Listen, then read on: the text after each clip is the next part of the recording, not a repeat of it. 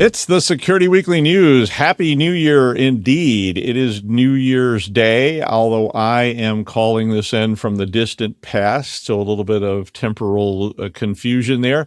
Today we got for you to start off this new year, two interviews from the SentinelOne conference, which happened a little bit earlier this year, where I talked to Cameron Sipes from SentinelOne and then also Steve Stone from SentinelOne, talking about cloud defenses and AI and a whole bunch of things that were put into this product that were announced at the SentinelOne conference a little bit earlier this year. It's back in November. So be sure and check those out, and I'll see you soon. This is a Security Weekly production for security professionals by security professionals. Please visit securityweekly.com/subscribe to subscribe to all the shows on our network. We interrupt our program to bring you this important message. It's the show that keeps you up to date on the latest security news twice a week. Your trusted source for accurate security information and expert analysis. It's time for the Security Weekly News. Ever feel like your network infrastructure is stuck in the past? Meet Meter, the company reimagining what it means to get and stay online. Meter delivers full-stack networking, wired, wireless, and cellular, all in one seamless, scalable, and secure solution. From hardware design and firmware to software, deployment, and support, Meter streamlines every part of your network while giving you all the control and transparency you need. Whether you're managing a branch office, retail stores, or a massive data center, Meter gives you performance, reliability, and the visibility you need to stay in control. Thanks to Meter for sponsoring. Go to securityweekly.com/meter to book a demo now. That's securityweekly.com/meter, METER. Ransomware, supply chain attacks, 0 days. Cyber threats don't wait, and neither should your defenses. With ThreatLocker, you're not just reacting to threats, you're stopping them before they start. Our Zero Trust endpoint protection locks down your environment with pinpoint control over what's allowed to run and what's not. No guesswork, no blind spots, just proactive, built-for-now security that keeps your business moving.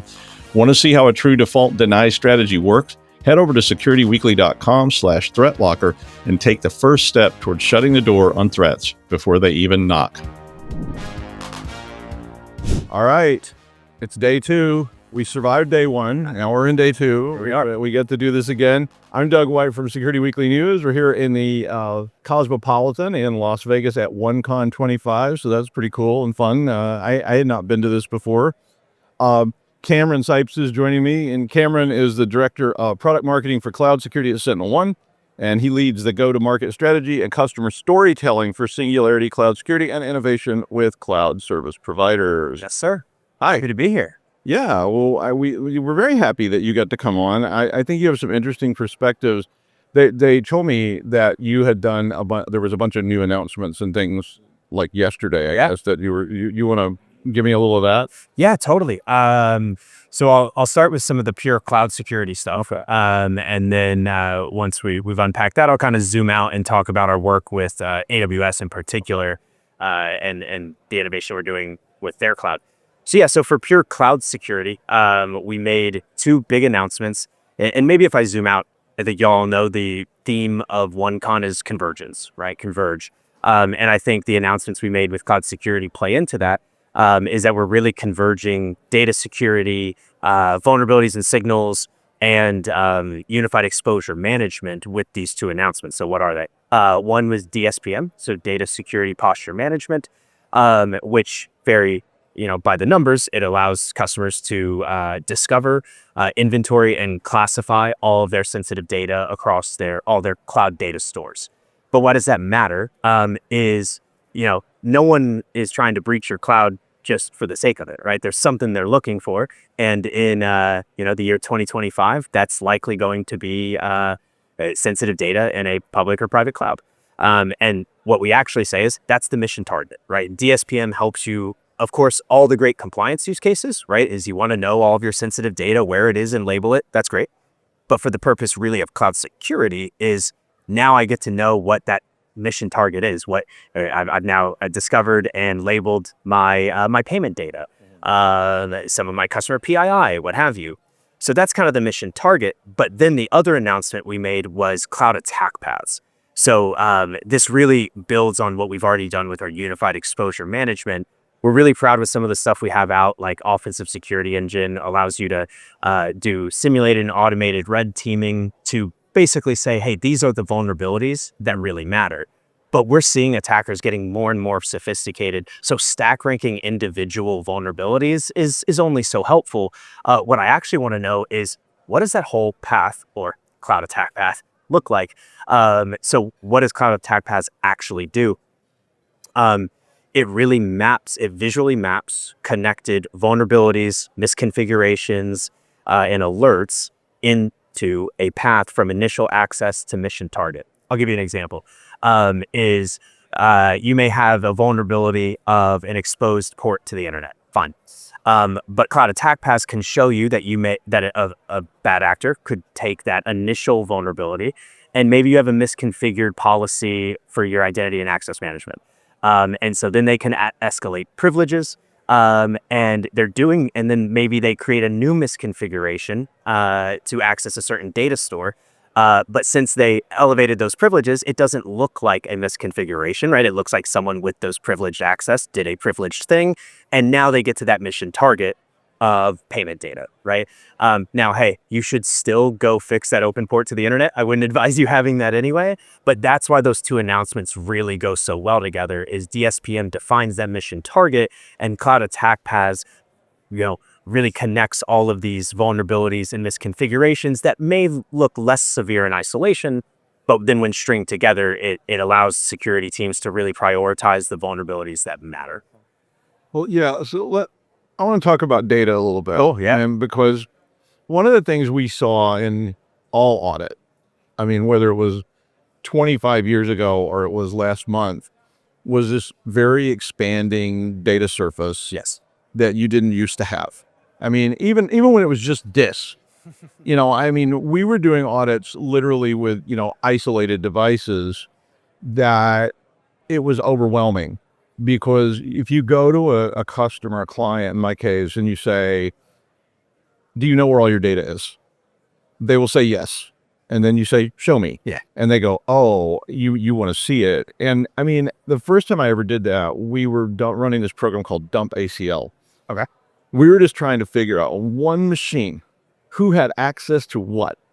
And, it was 100,000 files and 100,000 permissions. And the next thing you knew, it was 100,000 pages of how all this stuff is there. And it very quickly came to me that I can't possibly fathom this. So how do you think customers, as this expands, this threat surface is just now worldwide. Yeah. How do you think customers use this product to get to that point where they can go, I know where my data is? Totally. I mean, I think what you're articulating is a much broader GRC data governance strategy that every customer needs. And I'd be lying to you if I said SentinelOne will solve every GRC data discovery issue across. And I think what you articulated so well there is cloud is only one element of your digital estate, right? DSPM is not going to discover the Excel file you have saved on your local drive, right? And that's why we partner with a lot of the leading, broader data security vendors. And that's kind of why I framed that point on, for us, DSPM has that core use case of what you're talking about is, I'll limit just to cloud, to say, hey, across Azure, AWS, Oracle Cloud, public cloud or private clouds, Alibaba, pretty much we can integrate with anybody. You can discover all of the data stores that you have. And I think that if I zoom out, I think what you articulated well is just the prolific adoption. It wasn't so centralized that only one data team in one organization. It's basically any of the cloud accounts you have associated with your organization that you connect to DSPM. We will be able to discover, inventory, and apply a sensitivity label, right? Like payment data would be quite sensitive. Your random workbook, or like the notes that I took to prep for this discussion, maybe not so much, right? Yeah. So that allows us to do that on the cloud surface. And again, for us, for me at least in cloud security for SentinelOne, yes, compliance. We want to help people be able to do that for the cloud surface. But for us, it really is kind of a means to an end for that mission target, to help cloud security teams know what vulnerabilities they need to shore up. But when you do get into that broader, well, what about this laptop? What about this device? That's where, every organization is going to have to think much broader than just a DSPM solution. Well, yeah, fair enough. That's probably more time than. But I do think that you're moving towards this sort of cloud store being most of that. Yes, I think if you're, not to say that this is 100% of the time, but banking, I'm just going to keep going to payment data because it's the one most people can really conceptualize. Like payment data for pick your favorite bank isn't usually on laptops, right? Like that's a broader data governance and policy that organization needs to have. And fact of the matter, in 2025, a lot of companies are really mature and have moved that data to the cloud. And so that's why we've laser focused to say, hey, there are edge cases where maybe you have some payment data on a hard drive and you need to fix that. But for us, we're going to focus on the sprawling data store, right, across multiple multi-cloud vendors. Like just think about actually, if you weren't able to use a technology like this, actually going counting it all, right? Like that's kind of the exercise is it's like I need to log into every account and say, do you have Azure Blob? Do you have Google Cloud Storage? Do you have AWS S3? Okay, now what's in it? And this just basically does that inventorying for you in the surface where the most valuable data for an organization and for an attacker likely lives at this point in time. I think they're going to start converging that into we have to get away. We were starting to do that years ago with HIPAA. We were going to Sure, that's a great point. We were going to doctors because here was a doctor who, some of them were just writing in a book, but we had doctors walking around with laptops, and we were like, is you saving that patient data? Yeah. Or are you saving that somewhere else? And so I think we started locking those down and going, okay, you do not have local storage. So we were making these essentially zero client devices because then all that data was in a central place. Now that was a local central place, on a server, but now you're seeing people push that up into AWS, pushing up into Google or whatever. Totally. Yeah. And customers can definitely use DSPM to do that, but now instead of physical surfaces, now in the cloud surface, I'll just extend your example. Let's say a healthcare organization has, they're putting some patient data in an S3 bucket in Amazon. They're putting some patient data in Azure Blob in Azure. And maybe your organization's policy is, no, we want it centralized. Well, great. DSPM is going to flag and say, hey, you've got patient data here and here. And now an internal GRC or security team can come in and say, hey guys, we got to clean this up. And it all needs to be in S3, or it all needs to be in Blob with a certain level of encryption. Right. And there are some additional, like what we've announced today is really kind of the core DSPM use case. We do have some great capabilities that are coming later that will better help folks understand the flow of data. Because then that becomes incredibly powerful, right? Not just where it is, but where did it come from? Where's it going? That's what I want to see you do. Because if I come look at it, I'm not as adamant that it has to be one central store. I like it being in the cloud, but I need you to tell me what's there. Yeah. Because like you said, if you've got 15 blobs and they're scattered all over the place because they're optimized for locality or whatever, I want it encrypted. But I need you to know where it is, what it is, and how you're handling it and who has access to it, in the cloud, because I don't really want you to have local stuff because people were taking these home, plugging them into home networks, plugging in flash drives, et cetera, and their kids are using it to play Roblox. Yeah. And so I want to pick on something you just said. I want to know where it is, what it is, where it is, and how it is, and who can use it. So I think DSPM does the what it is and where it is. Right? Where is it? What's the sensitivity? How should I feel about it? But then when you start to layer capabilities like attack paths, that gives you the answer of how it is. Is it encrypted? Does it have the right configurations? And then who has access to it? Right? That's where these two things really, very rarely will I ever talk about them separately, right? Because they have such a better together message, at least for us. But I think, and I call it the fog, of your organization, because you've gone from there's the mainframe, to this, and now we've moved off here, and I don't know where it all is. And I mean, even just like this old dinky laptop is connected to Google Drive, it's connected to Amazon, it's connected to OneDrive, et cetera, and I'm saving data in those places, and I don't have anything valuable. just so you know. And, but if I was doing this in an enterprise context, I might have something very valuable here that I'm working on. Like my wife works for a bank. Okay. Yeah. And so that laptop has to be 100% locked down, and all of them are remote. Yeah. So that means that's not sitting in a locked room that I can see, and that worries me. But I do think we're going toward a decentralized model. Totally. Yeah. Yeah. And that's where endpoint detection and response becomes really important too. And I'm certainly not the expert there. I'm the cloud guy. But yeah, you're talking about, hey, great. You're able to detect and do all the great stuff, Cam, that you talked about in the cloud. But what about all of the, the rest of that digital estate, like an endpoint? And that's where, we've talked endlessly about how we lead in endpoint detection and response. And that's some of the more capabilities there. Yeah, I've talked to some people about that too. Yeah. The other thing I do want to talk to you about was about that cloud attack path to business that you brought up. So again, it's the same problem to me. I mean, as an auditor, is that I want to know, how does somebody get from this to my medical database data in the cloud? Yeah. So is that what cloud attack path is doing? Yeah, and what's really cool is it can do it on pre and post compromise. Okay. Now, post compromise, incredibly important. Don't get me wrong, right? Like unfortunately, bad things will happen. And you need to know that deep trail or path. I'm trying to find synonyms for path, so I keep saying it so much.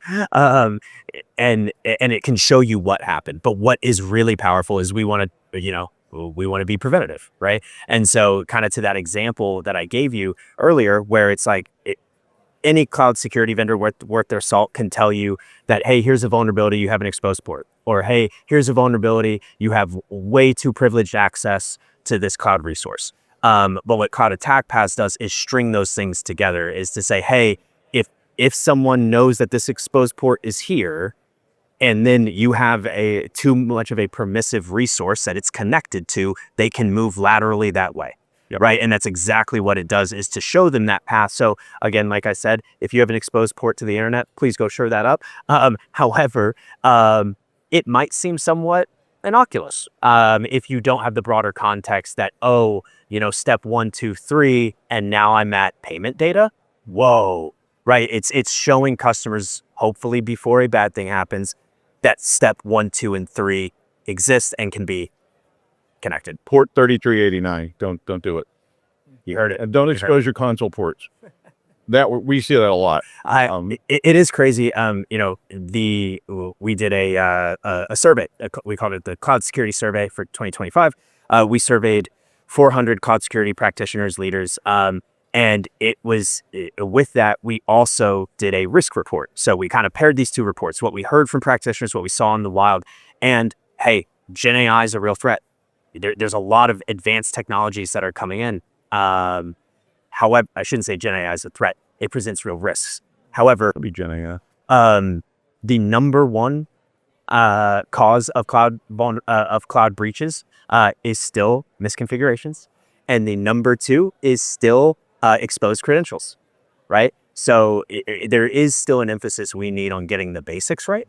So I totally hear you there. Combine them together and make it a misconfiguration where you put all your credentials in a bit bucket that everybody can access. You're giving me nightmares. We've seen these nightmares. Yeah. Where you're going like, why did you do this? Yeah. There's a text file with all the, and you're like, what are you thinking? Yeah. And they're like, oh, we thought those bit buckets were safe.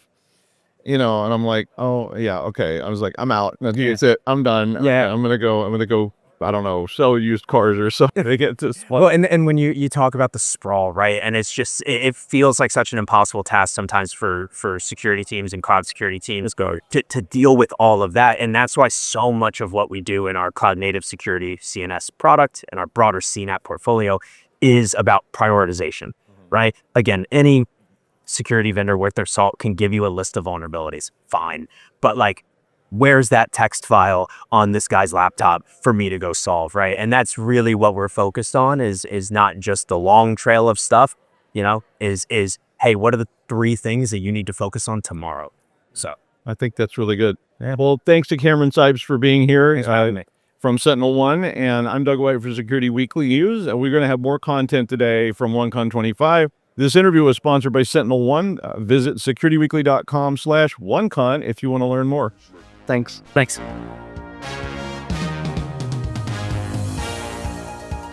It's day 2. We are at SentinelOne's OneCon 25 at the Cosmopolitan in sunny, most of the time, Las Vegas. It's actually beautiful weather here at this time of year. I was here at Black Hat. It was 115 degrees Fahrenheit. Scorcher. Yeah, it wasn't very pleasant to go outside. Nobody wanted to be out there. I'm joined by Steve Stone, who is currently the Senior Vice President of Threat Operations at SentinelOne. Yep. So that's really awesome to have you here. I'm so thank glad you. you could Thanks come for having along. me. Yeah. I did have some questions because I was reading through things that were going on at the conference, and I've been talking to other people, and they were talking about various things. And one of my just like direct questions is, what is Wayfinder? Wayfinder is our overall portfolio for services here at SentinelOne. So if you look at SentinelOne, we have 2 halves. We have Singularity, which is our technology platform, and we have Wayfinder, which is our services. So that includes incident response, managed detection and response, threat hunting, and also includes our detection engineering. So all the things that all the things we've been talking about, that's the umbrella. Yep. That's okay. I mean, I read about it, but I just wanted to hear it from you because, I have a chance to ask people that know, which is rare. I mean, usually we're sitting there going, what is it? And I was like, okay, I can ask somebody who actually knows what this is. Yeah, it's just our portfolio for our services. Okay, that's pretty cool. So I know one of the things that you guys are very interested in is AI. Mm-hmm. And like everybody else. And one of the things I was interested in hearing your opinion on was, how do you control essentially AI going off the rails, in your organization? Because I know as we embed these things, we don't always fully understand how they work. How do we manage that process? So what we do inside of my organization and threat operations is really kind of approach it a couple different ways. One, before we do anything with AI, we make very intentional decisions on where AI will not be. Anywhere that we just believe a human decision maker is required, we will just cross it off the list altogether. So we do that before we lean into it. Second thing we do is we really try to look at the state of AI technology today and where can that succeed and grow and have some failures. So we then limit some that way. And then the third part is we take a very modular approach to it. We don't have one big AI. We have AI functions that do this particular thing, and they do this particular thing over here. So we're able to gauge, control, and measure that, so we don't end up with the big AI robot jumps the rails. Yeah, I'm opening the pod bay doors hell. Yeah. Yeah, I think that's dangerous, especially at this point in history, to start thinking about we just turned it all over the AI and said, let's go. Yeah, I think ground truth is AI is in its infancy. We are this is the wild west of the AI age. So we want to be very intentional about not just putting AI in all the things and then turn the lights off and going home, because we're going to learn here. We're going to fail, and we're going to build new things. And do you think all this kind of the spot AI is learning from humans? Is that part of what you have it doing? It's critical for us at SentinelOne. Like I mentioned, the portfolio, we have Singularity and we have Wayfinder. That's the exact model we use for our artificial intelligence, in particular, Purple AI. So we use that as our intrusion experts. It makes them better. It surfaces threats faster, helps scale, provides a lot of context. Also, they are doing their work inside of that. So the AI model is improving, and it just creates this flywheel that just gets tighter and tighter and tighter. So when people ask us, why should I trust Purple AI over another organization's? And that's our first answer is, we're using it with our experts. That is constant 24/7, 365 tuning when it comes to intrusions and alerts, which is where we're most concerned at right now. So another one you have is called Observa, right? That's another, and that one's more of a, well, I'll let you tell me what Observa is. I know what I think, but I'll let you tell me. Yeah, so I can't give you all the fancy marketing and legal words for Observa, but the way that I think about it is it does 2 things for us, and we're excited about it inside of SentinelOne, along with adding it to our portfolio. Right. So within my own organization, the 2 things that we are really looking forward to with Observa, one, it's just a much improved data pipeline. I don't know a single organization that is happy and satisfied with their existing data pipeline. It needs to evolve. There's new tech. Observa does that. In particular, one of the things it really will allow us to do is choose where we're sending which parts of data. So let's take our intrusion work that we do. There are some data elements that we want readily available right away and put in front of our experts. there's a bunch of data that we will consider context, and we can move that somewhere else. We don't need to pay high cloud costs, but it's there if we want it. Observa allows us to essentially channel that data. So that's the first part. Second thing Observa does for us is, with us inside of Wayfinder, we have thousands of clients. We are bringing in data from not even just SentinelOne, but other technologies. Data normalization is a massive challenge for us. Observa helps us solve that because we can essentially put a field right in front of our ingest point, and then we can write parsers to normalize the data as it comes in. And now we don't have to go all the way back to the originating source, change the data, and then run it all the way back through the pipe, or else do it in a SIM or an equivalent system. Observa allows us to do that very quickly at the point of ingest. Definitely make that. If you didn't have to run it back through, it'd definitely be a lot faster. It makes a lot of speed efforts. It saves us a lot of money. So that's a kind of very low level kind of AI system that's running there, and then you stack these other things on top of that. So that's where you start your ingest process for all those. That's where we will with Observa. As we finalize that acquisition and move forward with that technology, we won't just sell it. We will use it inside of SentinelOne to help us solve some really challenging data problems. So one other thing then back about your AI that's working with your experts, how do you keep, I've always wondered how you keep that stuff on the rail, even working with humans, because as you feed humans into it, I always had a kind of personal problem with holding AIs to the standard of humans or trying to emulate humans. Like, I used to Turing test for like, why would you do that? Why not make a better thing? So how do you keep guardrails around all that so you don't get hallucinations and all kinds of weird stuff? We do it a couple of ways. One is we are actually using AI to provide context back to the humans versus get into this replacement. That's not really how we're handling it. So an example of something that we're super interested in and we're working to evolve internal to SentinelOne is, I want AI when a junior analyst goes through and does their analysis of alert type X. As they finish that work, we also have a senior analyst who has analyzed that exact same alert somewhere else. Okay. I want AI to provide to the junior analyst what the senior analyst did and what is different or similar. Not that one's right or one's wrong. Let's just show how someone else did the exact same work. So we're actually using it for context and comparison versus replacement. Second thing we do is, there are just some steps that we absolutely require a person to do, and we are very focused on that. A big example we have is contain a host. We will routinely, inside of our MDR organization, as certain alerts come through, we will go and contain that host. We'll isolate and quarantine it to stop an intrusion effort. Okay. We're not going to let AI do that. We will use AI to surface where those decisions are, but that's a human decision. We were not going to pass that off to the robots. Okay. I mean, I don't know, I might. I think that's excellent, because that's the thing that worries me about when I see AI being implemented, that it's going to just overreact, or it's going to do things that cause me a great deal of downtime because, it decided this was problematic. So I like that idea. And and that is how you train junior analysts, right? Exactly. Same methodology. You just didn't have the AI part in there all along. It was like the senior analyst, you hope they don't call you every 5 minutes. I'm always telling my students, don't be that person, don't be the one that's like, oh, okay, now I got this. What do you think? I want them to be like, I thought this through, but, I don't know about that. And then they come in. So if you could learn through the AI and the senior analyst, that creates a much better junior analyst. So what does that make your threat team look like in, like 5 years?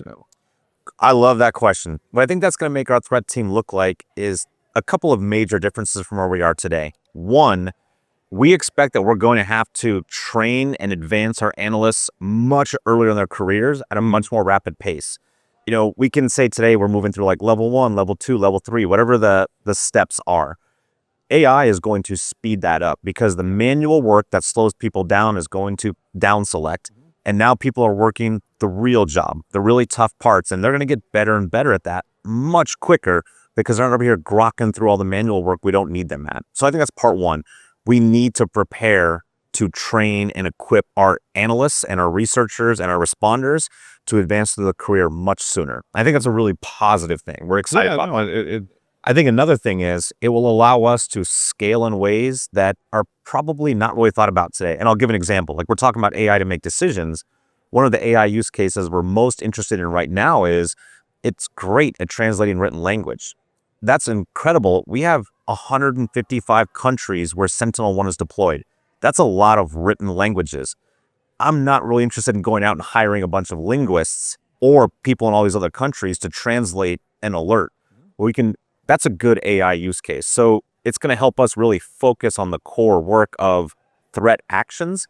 And then I think the third thing that's really going to change is we're not going to have an AI that does a thing. And I may be wrong. We're guessing down the road. Well, What I think we'll see a lot more rapid iteration and evolution in these distinct models. We'll be able to pick a thing up, rapidly improve it, and then put it down, and pick another thing up, improve it, and put it down. And I think that's actually going to be challenging for a lot of organizations. A lot of organizations struggle with change. And I think AI is going to really stress test that. I work at a university. Like, you should see what change is like there. It's like we form 19 committees and a committee to supervise the committees. And then, in 7 to 12 years, we'll make a decision that will be, we don't know. So they don't move fast. But I worked for a lot of different companies that change was just absolutely poisonous. They did not want to hear it. They did not want to do anything different.